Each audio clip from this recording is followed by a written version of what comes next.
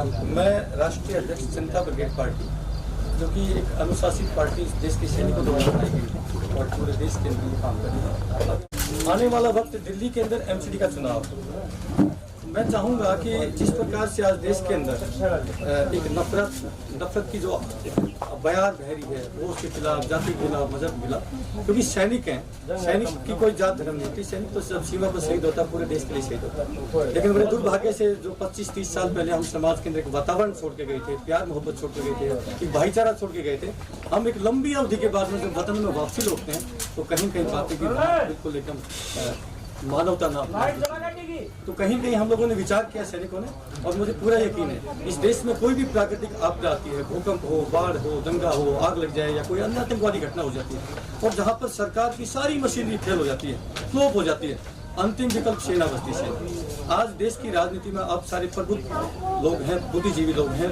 अपने news anchor हैं, सारे ईमानदारी से बताना चाहता हूँ, आज देश की राजनीति में एक भी नेता, किसी भी पार्टी का नेता क्या सेवा करने आता है?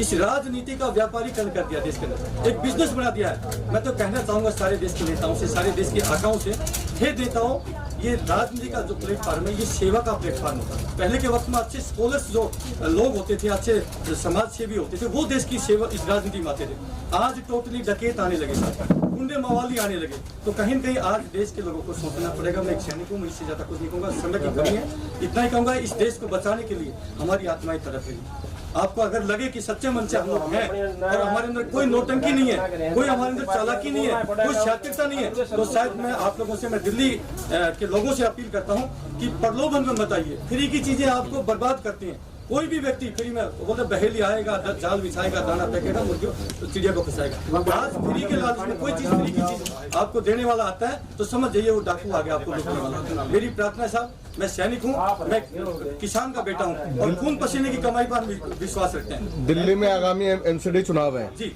तो आपकी पार्टी क्या प्रोपेगेंडा सेट करके आगे बढ़ रही है? सर प्रोपेगेंडा नहीं है हमारा, तो प्रोपेगेंडा तो ये लोग नेता करते हैं। हम प्रोपेगेंडा तो आप तो सभी ऐसा बोलते हैं कि मेरा प्रोपेगेंडा नाम लेते मेरे नफरत हो गई। हम प्रोपेगेंडा नहीं, हम देश के लिए जिस प्रकार से सीमाओं को न्यौछावर करते हैं, हम चाहते हैं कि हम इसी प्रकार से अपने समाज के लिए, अपने देशवासियों के लिए अपने आप को न्यौछावर करें सर। लेकिन सर अपने आप को न्यौछावर करने के लिए भी तो आप राजनीति में आ रहे हैं ना, तो एक तरह से आप भी राजनीतिक हो गए, तो उसका तो प्रोपेगेंडा बनाना ही होता है ना सर। राजनीति करें, हम देश नीति करने आ रहे हैं। हम सबसे पहले तो हम राजनीति करने ही नहीं आ रहे। राजनीति ने देश का बेड़ा गर्क कर दिया, आज मेरे देश को बांट दिया। आज अखंड भारत का सपना दिखा रहे हैं। कहाँ अखंड भारत होगा साहब? दिल से देश को जोड़ने का काम करिए, हम जोड़ने का काम। सारी पार्टियां, कोई जाति में तो कोई धर्म में तो, हम सैनिक हैं, हम विपरीत राजनीति करेंगे, हम देश को जोड़ने का ये है।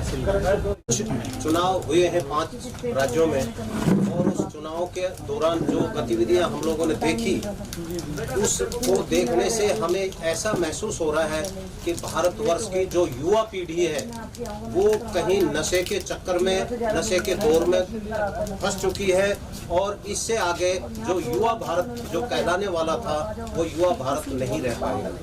और हम चाहते हैं कि हर व्यक्ति संस्कारवान हो, क्योंकि हमारा भारतवर्ष एक संस्कारवान होने के नाते विश्व गुरु रहा है, लेकिन अब संस्कार विहीन होते जा रहा है। हमारे नेताओं ने इतना भ्रष्टाचार फैला दिया जो चरम सीमाओं पर पहुंचा करके एक भी, अगर थोड़ा सा ऊपर नजर करके देखा जाए तो एक भी व्यक्ति सही राजनीति के अंदर कहीं दिखाई नहीं देता है। कोसों दूर तक अंधकार ही अंधकार दिखाई दे रहा है। उस अंधकार को दूर करने के लिए हम ये चाहते हैं कि प्रत्येक नागरिक कुछ संस्कार ग्रहण करे। अच्छे, जिस प्रकार से आज हम यहाँ एकांत में ऐसे शांत वातावरण में बैठ करके जो बात कर रहे हैं, ऐसा माहौल हर जगह क्रिएट हो।